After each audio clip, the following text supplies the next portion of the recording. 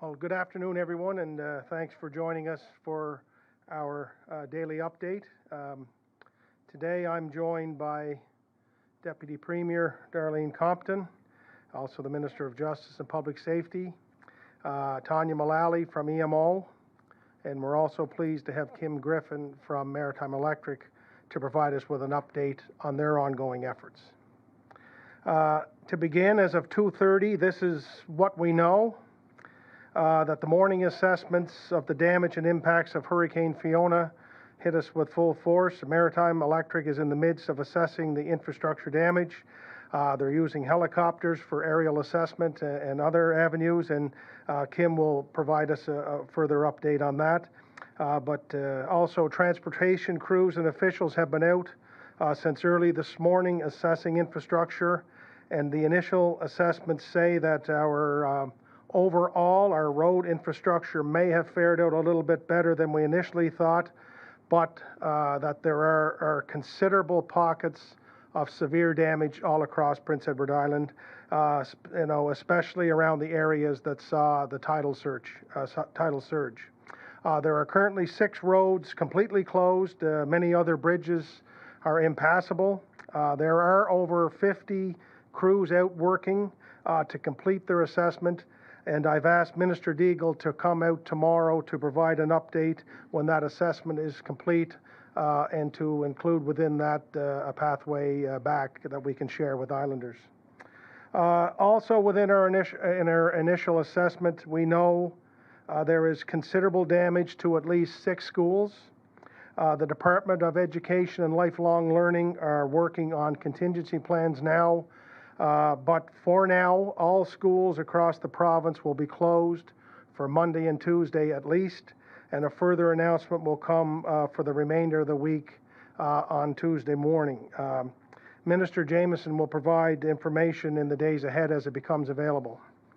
Yesterday, a request was sent to the federal government to provide assistance with our recovery and cleanup. That request has been operationalized, and just moments ago, before we went live, we received official confirmation that over 100 military personnel will arrive later tonight and will be on the ground assisting our crews by tomorrow morning. I want to thank the Prime Minister, Minister LeBlanc, Minister Macaulay, and Minister Blair for their assistance and for turning this request around with such urgency. I know there are lots of discussions taking place across Prince Edward Island about the availability of gas. There is fuel. The challenge has been the electricity at the tank farm in Charlottetown. Just moments ago, we have received confirmation that there is now power at the tank farm, which should allow for the distribution to community gas stations to begin as soon as possible. Provincial Cabinet has been meeting multiple times a day for the last few days, and again this morning. We have operationalized 3 cabinet committees that will focus on one industry in the economy. That's led by Minister Thompson, chaired by Minister Thompson, and will include Ministers Fox and McLean. We have our Committee for Infrastructure and Recovery, which will be chaired by the Deputy Premier, Minister Compton, and will be also include Ministers Myers and Deagle. And then we have our social supports, which will be chaired by Minister McKay, which will include Ministers Jamieson and Hudson. All of these committees, of course, will work together along with all of their counterparts and to make sure we're dealing with this as quickly and urgently as possible. As part of our crisis management planning, which sadly we have considerable experience in our short time in government.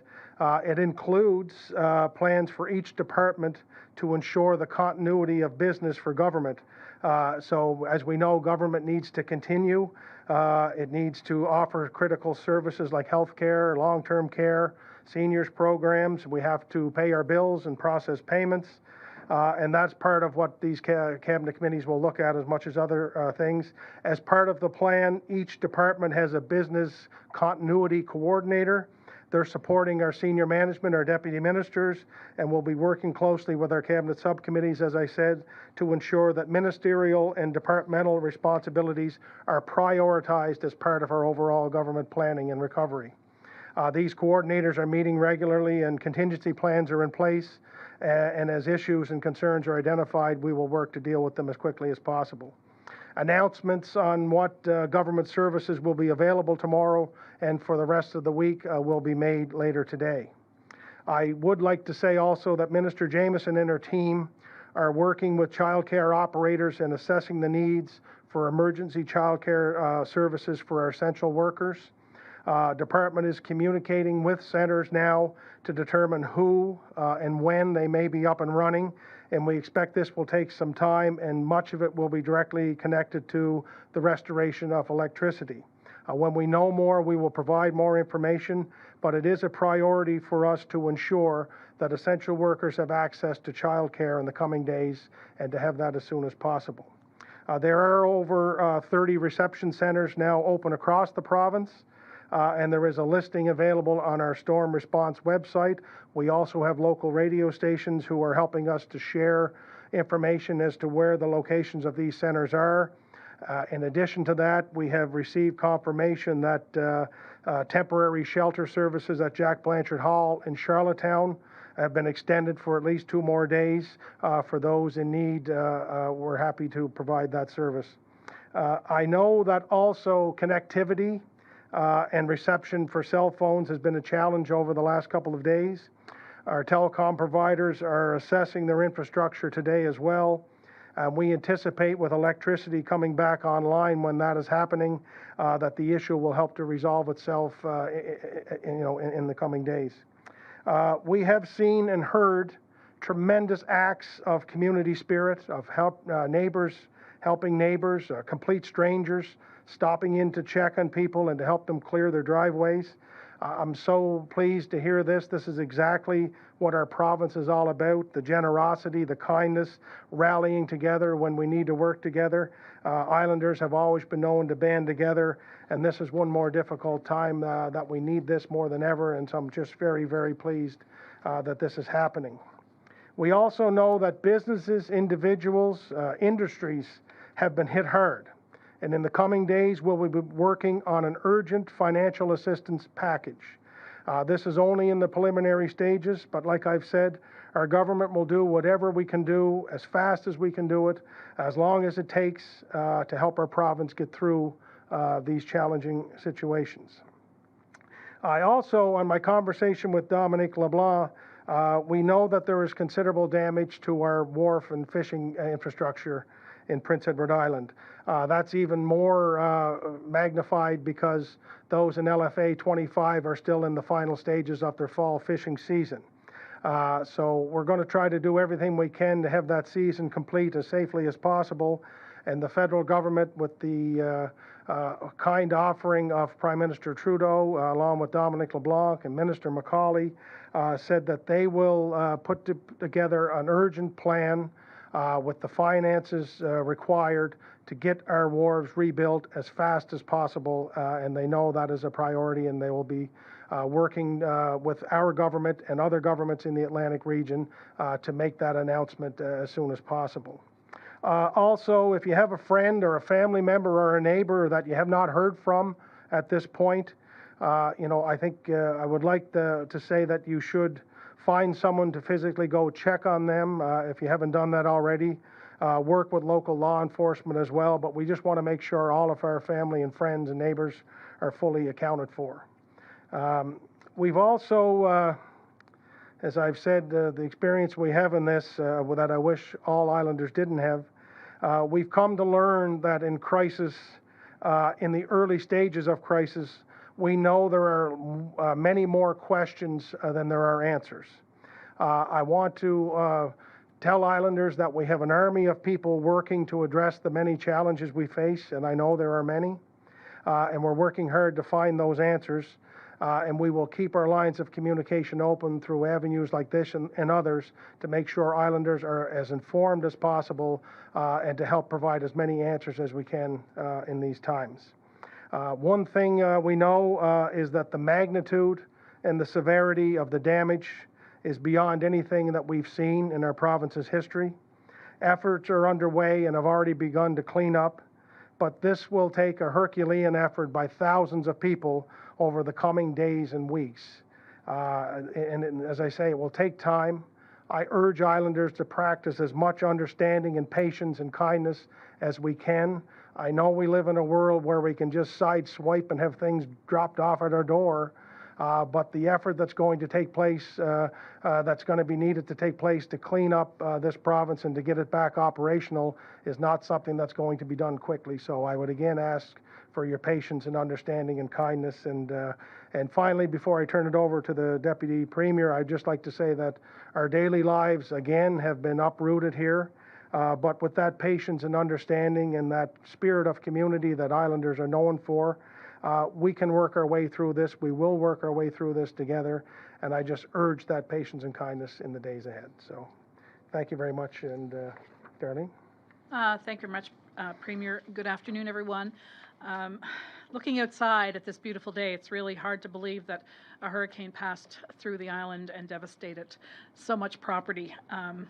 Provincial crews, Maritime Electric and partners have been doing assessments all morning, and this work continues, and I think it's fair to say it's going to take days.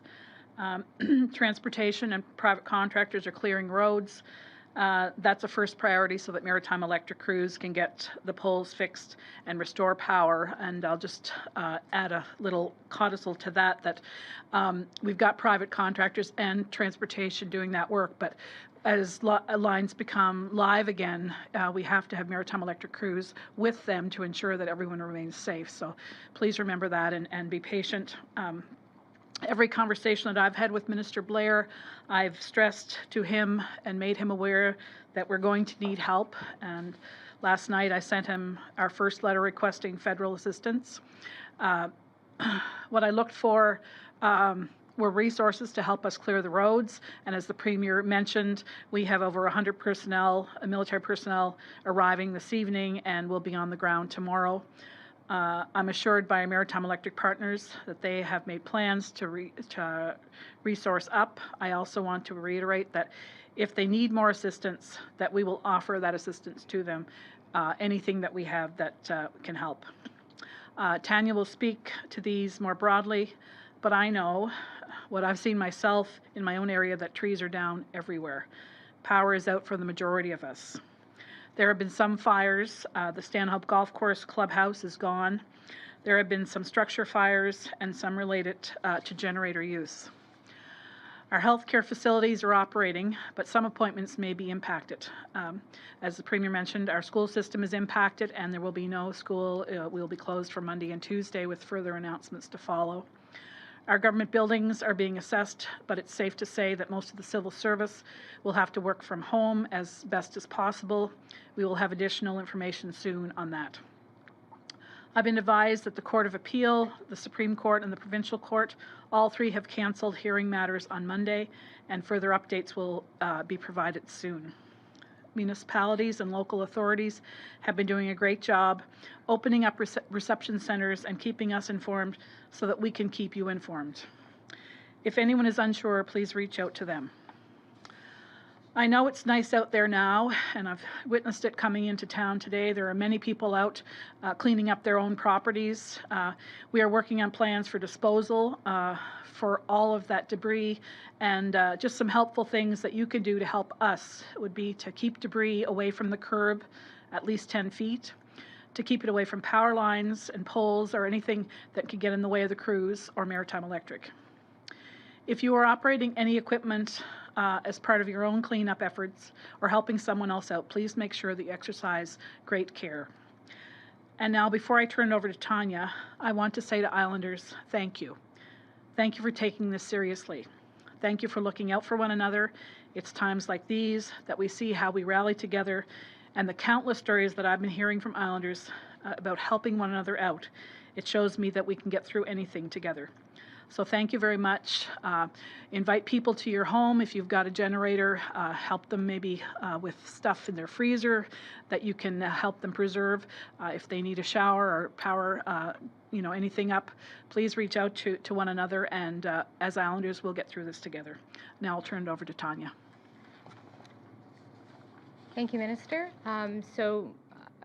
first time, I think, in a few days where I haven't had to start off with a weather report, so that's kind of nice. I guess we'll focus now on the initial assessments, and as always, already spoken to, the efforts that are out there are significant. We're hearing and seeing about that, and certainly here provincially at our Provincial Emergency Operations Center, we have representatives from all those key agencies here attempting to coordinate so that we ensure that all the needs of islanders and that those prioritization efforts are handled efficiently and in cooperation with each other. As noted, reception centers are open across the province.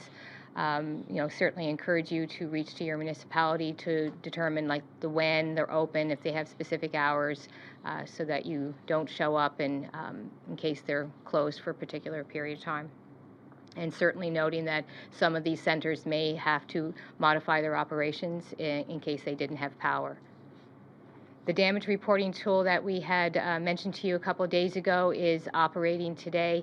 And again, if you recall, the purpose behind that was to help paint a picture for us provincially of the scope of damage and where the issues are in what particular area of the province. So it would help us direct those resources to that particular area.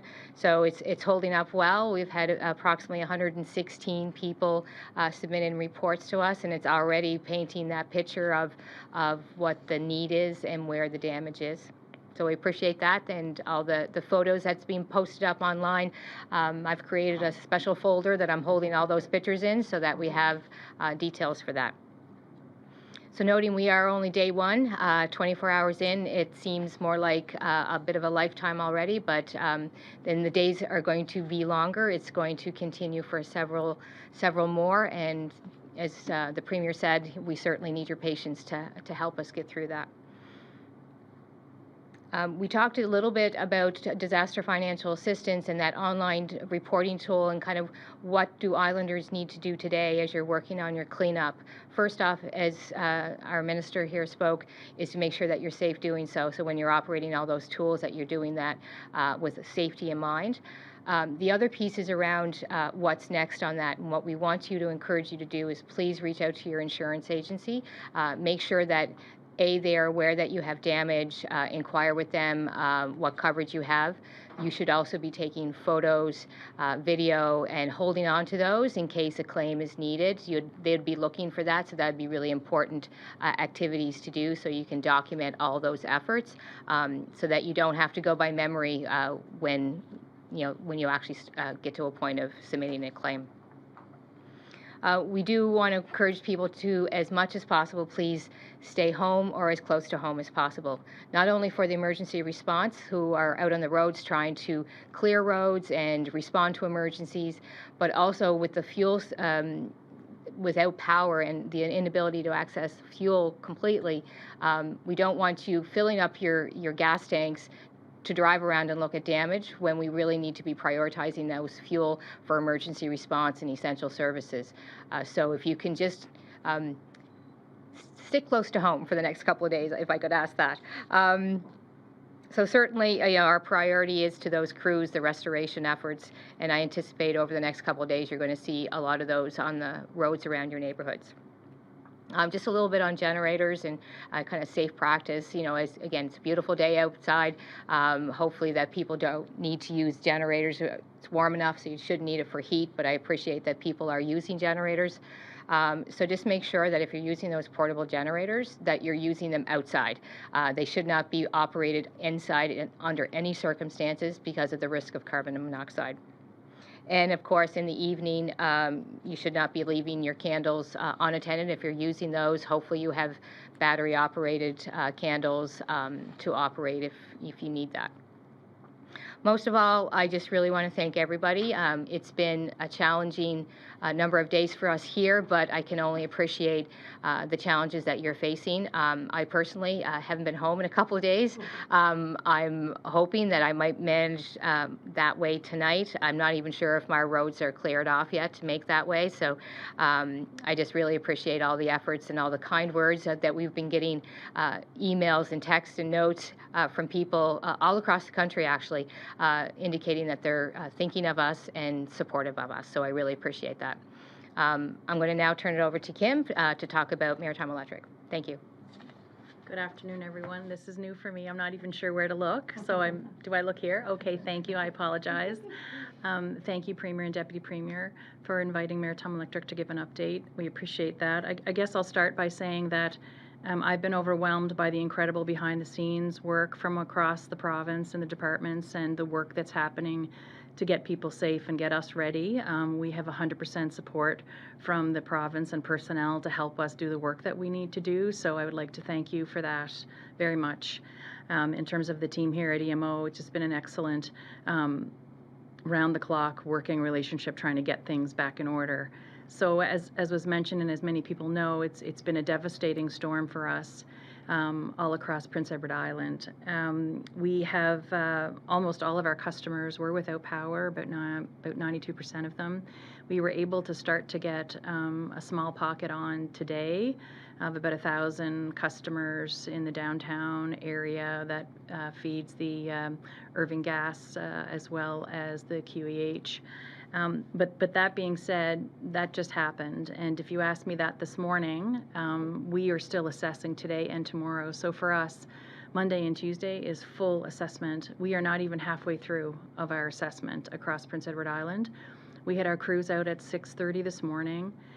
We also had our spotters that go ahead of our crews to assess damage. We've worked very closely with the Department of Transportation in terms of making sure that roads are clear or there's assistance to do so, as well as the Department of Forestry helping us clear lines when needed and making plans to have that done over the next couple of days where we need it. So it's almost fair to say that we don't know what we don't know yet. And I'm saying that quite honestly because the devastation that we're hearing across the province has been significant. That being said, the helicopter patrolling the island as of the last 30 minutes hadn't seen anything major on our transmission line yet. So that's a good sign. It's a perfect day to be doing an assessment. As Minister Compton mentioned, it is a beautiful day out there, and there is that incredible opportunity to think about, should I get out there and start doing my work? And what terrifies me is the fact that as we start to do work on the system, as we start to energize, there are still so many lines down all across Prince Edward Island, and we have people driving over them, walking over them, being near them, trying to cut things down that they may not even see a power line.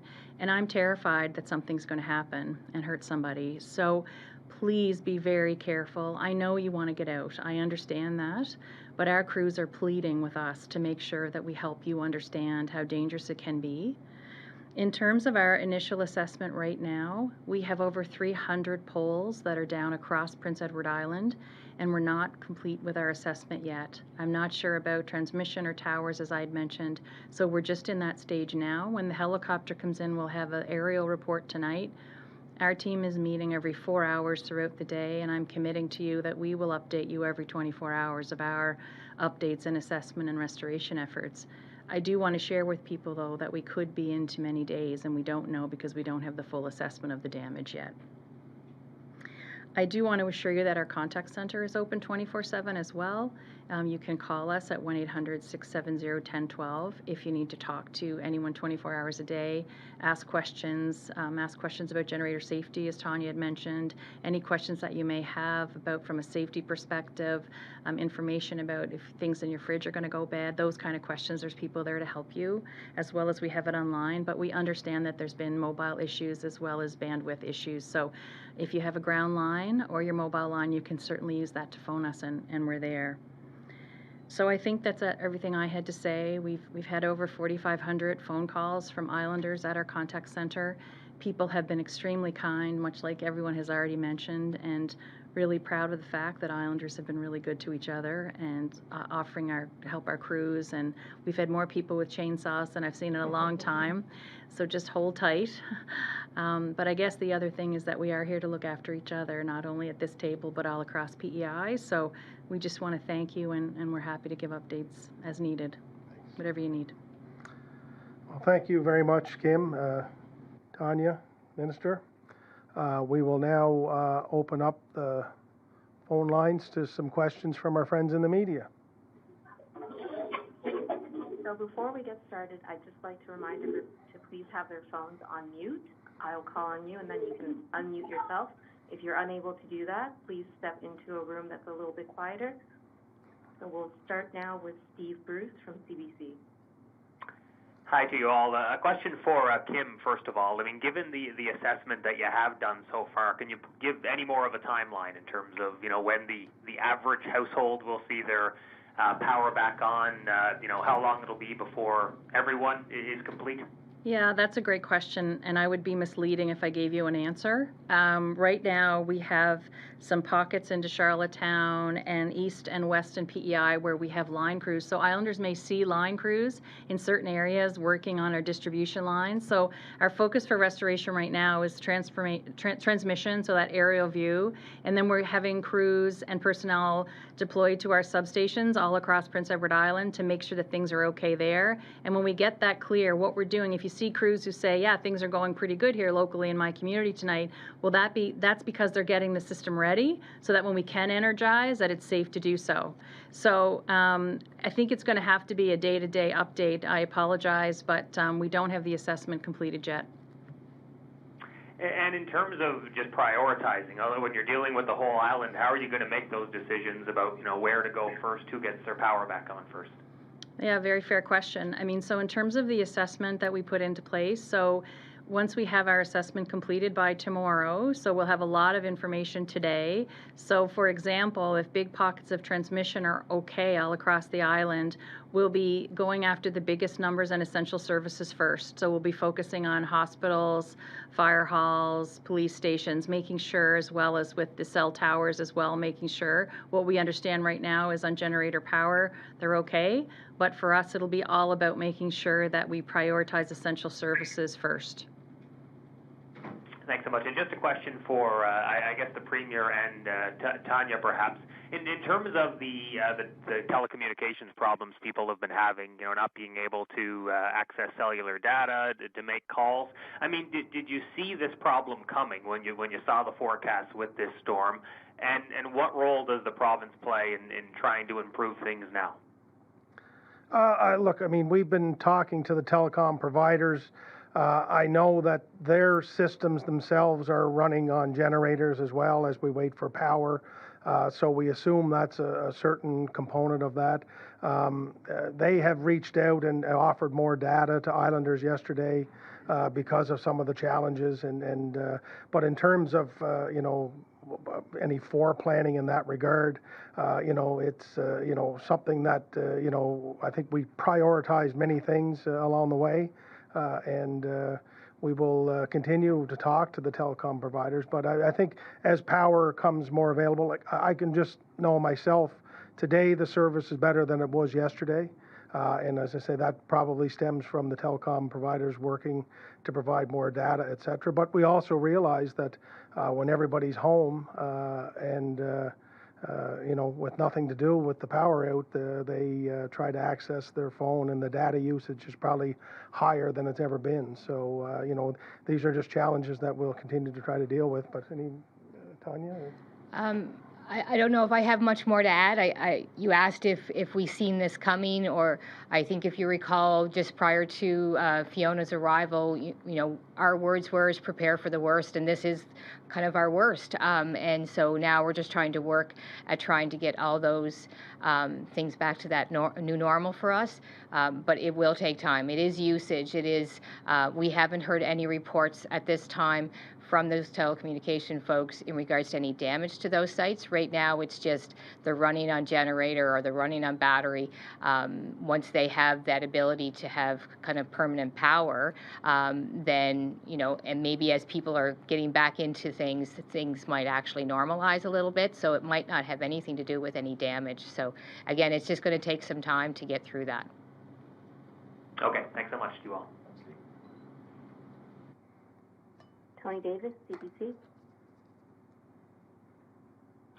Hey, you can hear me there? Loud and clear, Tony. Yeah. Hello? Okay, perfect. All right, I'm just on my cell phone as we were talking about. It's a little bit shoddy.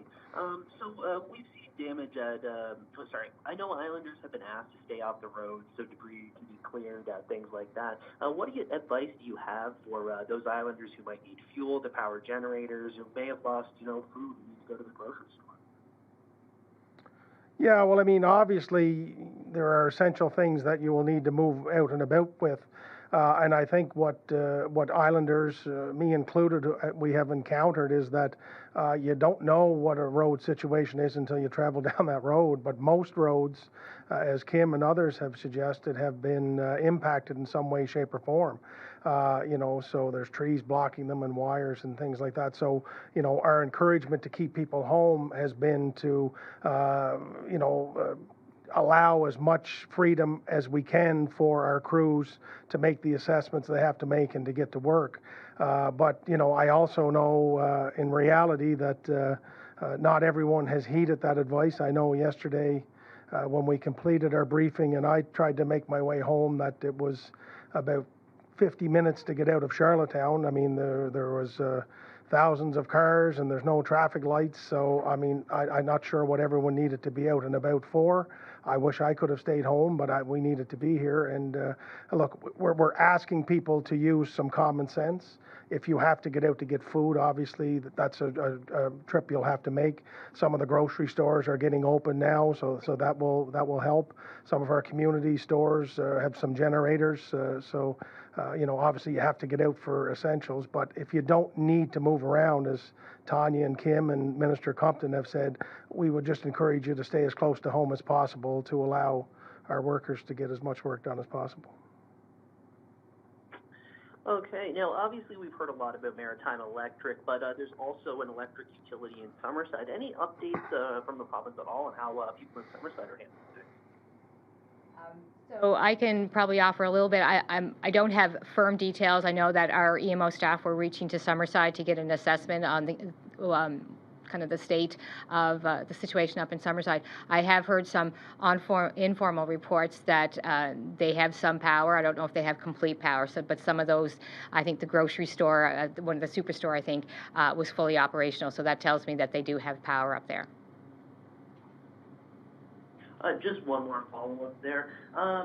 So with Maritime Electric, you said 300 poles are down across the province. Now, do you have that, stocked on the island to replace those poles, or are those going to have to be brought in from other areas?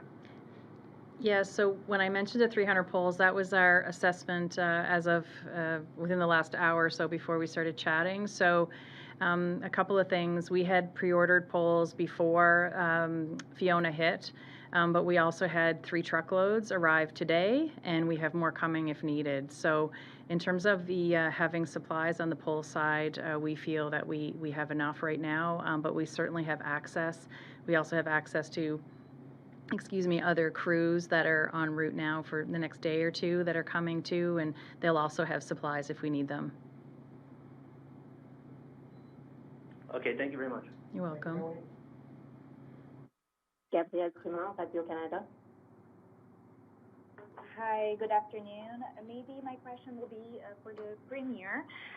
So I know you started making all the assessments yesterday and today, but I would like to know, do you have any estimations about how much all the reparations, all the repairings, and all the cleaning work will cost for the province?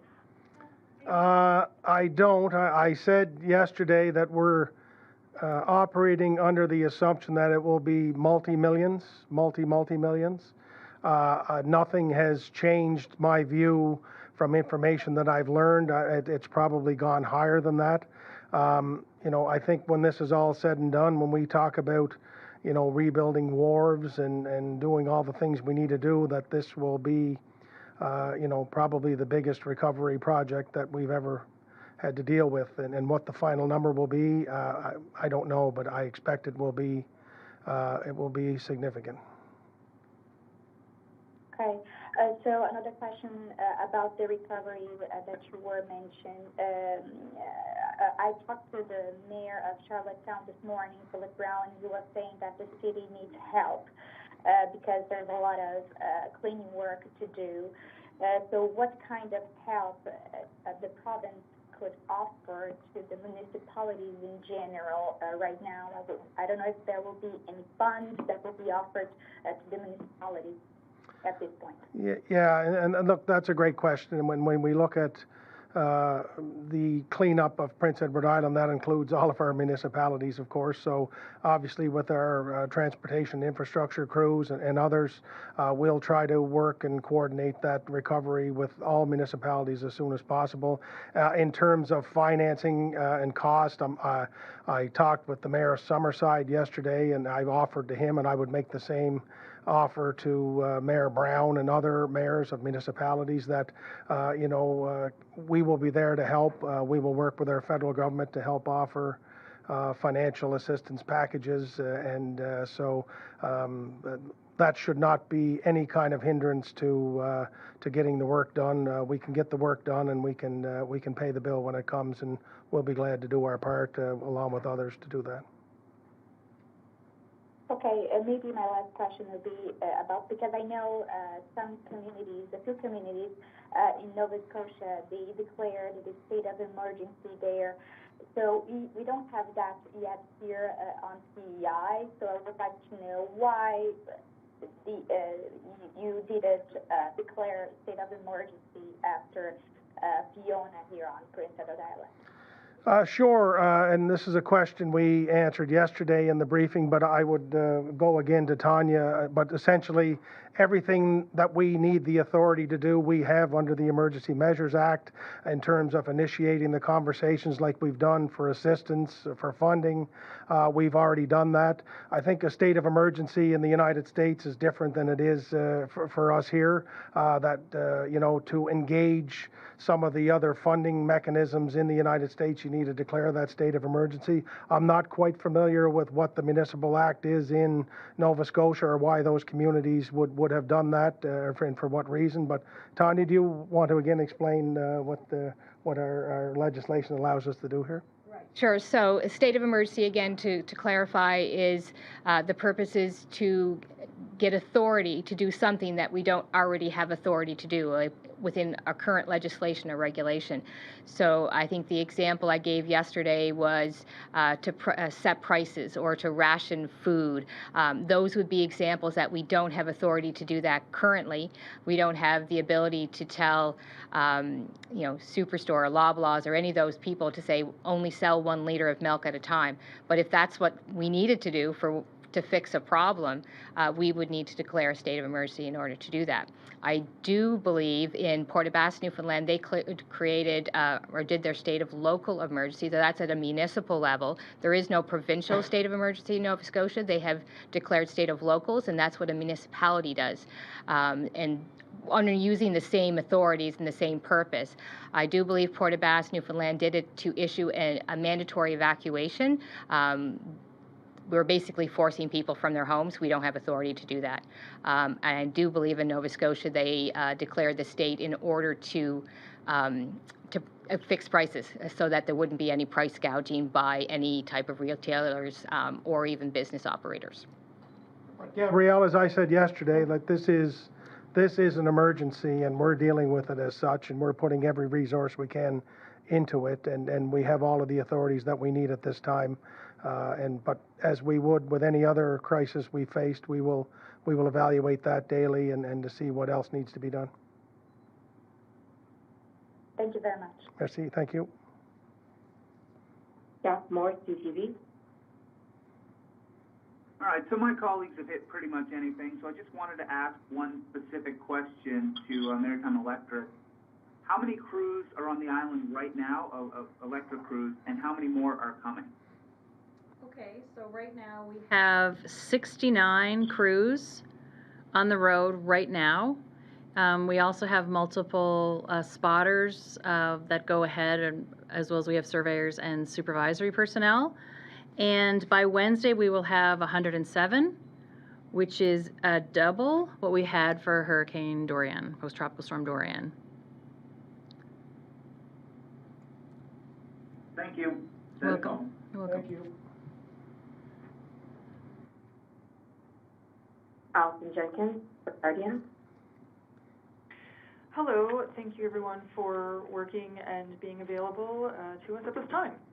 I have a couple of questions about Lennox Island. Just wondering, has anyone heard about, have the crews reported back about access to Lennox Island?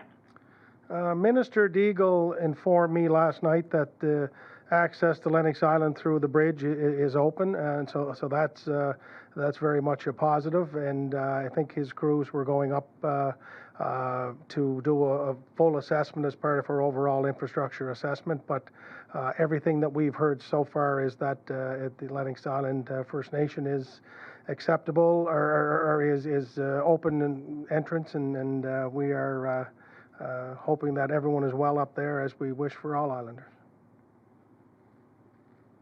Great. Second question, when will people have the all clear to visit family or travel on the roads generally? If not a day, then at least a condition of assessment finished or whatnot? Well, I think that maybe Kim and Tanya could answer. I think once we get the assessment done from Maritime Electric's perspective and our government infrastructure assessment, I think we would continue to ask islanders to be cautious and limit their movements to the best we can, in particular in those areas that are impacted. As I said, there's 6 roads that are currently closed, a number of bridges that aren't operational, and so until we get that full assessment, we don't know what someone would be driving into, so we would urge caution, but yeah. Perhaps what I would say is that if we're going to keep saying it until we don't have to say it anymore. But I think that if you're having to be out there or needing to be out there for whatever reason, encourage you to at least do it during the day. Because once it's dark, then you don't know what you can't see. So at a minimum, you're going to be safer if you're outside. We're not encouraging you to go outside, just to clarify, but if you have to be out there. But as soon as it's free and, Maritime Electric, once power's up, you're going to know it's safe. The trees we still may have trees on the side of the road, so people will still need to be cautious. Walking on the side of the road, there still could be branches. So, use your best skills there to determine what needs to be determined as where you need to be safe and how. Great. I have one more question. It's regarding any serious injuries since our last briefing, in the last day. So what we were told and informed last evening about there has been one fatality, and that is undetermined at this point what the cause is, but it's kind of preliminary, pointing toward generator use. So again, we already spoke to it. We can't urge enough of individuals when we understand that you need to have your generator running, but we just urge you to please use that safely so that we can make sure that that we don't have any further injuries or any fatalities. Wow. Okay. Thank you very much. Thank you, Allison. Joey Black here. Yes, can you hear me? Yes, we can, Joey. How are you? Good, you? Great, Premier King. We're doing great. Just wondering, do you have any estimation of when you expect to have all the roads open? I don't at this point, Joey. Minister Deagle will come out tomorrow and give a better answer to a question like that based on the full assessment that they will have a look at. But I mean, obviously, we want to get that open as soon as possible, but might be better to ask that for Minister Deagle on a briefing tomorrow. Okay. Now, do you know if there's any way, do you know if the province would need any other assistance in any way, shape, or form in any telecommunications or in any of that type of thing? Well, I mean, the response so far has been incredible. I mean, as Kim from Maritime Electric has said, that in preparation for this, they had crews on standby and already in a day or so, our response will be, twice as many crews as we had during Dorian. So that's great. With the military coming on, that'll be helpful as well. And with our transportation and infrastructure crews and the private sector crews that they engage along the way, it really, we have thousands of people here at our disposal to get through this as quickly as possible. But as I said in my opening, this is a long process, and I know everyone wants it done as quickly as possible, and we do that. We do as well, but this will take some time. This is the biggest one we've ever faced, and this is going to take some time. I know it's taken a toll on a lot of people. Now, even myself, trying to get out. Now, yesterday I was trying to gather information, which was quite hard considering I didn't have my cell phone was down. So it was like, okay, how am I going to get this and whatnot? So then that's like anything else, but maybe Tanya can shed some light on this, and if she knows if there's any other agency, any online agencies that may need some help, because I think a colleague of mine had sent Premier or Deputy Minister and Tanya an email on having assistance.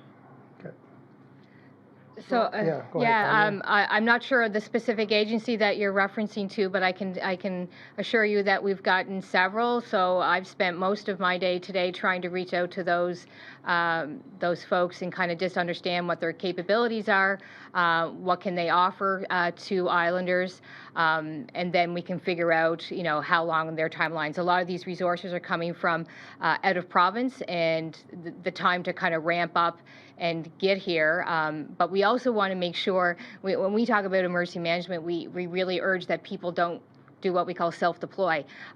Again, all the great help that is out there, we need to be able to manage it. The concern I would have first off is, where are they going to stay? There's many of us, and I know most of our operations center team, we've been staying in a hotel without power. So that's been an interesting experience. But certainly we want to make sure that we can take care of people that come. So if we have all these resources coming in and there's no hotels, most hotels won't check in new people if they don't have systems working. So we really encourage anyone that is even interested in offering support and coming to our island to offer support, that they go through our EMO, and if I can, that would be the most efficient way to ensure that we have the right resources at the right place. Because the gentleman I'm speaking of is Ali Mustafa. He's originally from out of province, but he's living in Ontario now, and he was the one that had sent you an email on possibly being of any assistance that he could be. Yeah, no, appreciate that, Joe. And I know, one of the great things about P.E.I. in Canada are that many people have reached out, and as Tanya said, there's many emails that we're all working through, but anything that we will need above and beyond what we have, we're glad to have the offer, and if we need it, we'll certainly call Ali and others on that. But you stay safe, my friend, and keep up the good work. I will, and as long as I can keep my phone charged, I will keep up I'm going to try and do up an article in between all your press conferences. So keep up the good work, Joe. You do a great job, buddy. Thanks now. Thank you, Premier, and you, to all your residents and all along the province, please stay safe. Thanks. Well said. That's all the questions we have today. Thank you, Vicki. Well, thank you, Minister. Tanya, Kim, please pass on to all your crew the gratitude of all Islanders for their hard work. We know the hours of work that they face ahead of them, and we're grateful to see them, and Tanya as well, to all the crew at EMO. It's so much hard work behind us and so much ahead of us. But to all Islanders, stay safe, and we'll be back tomorrow with another briefing. So, thank you.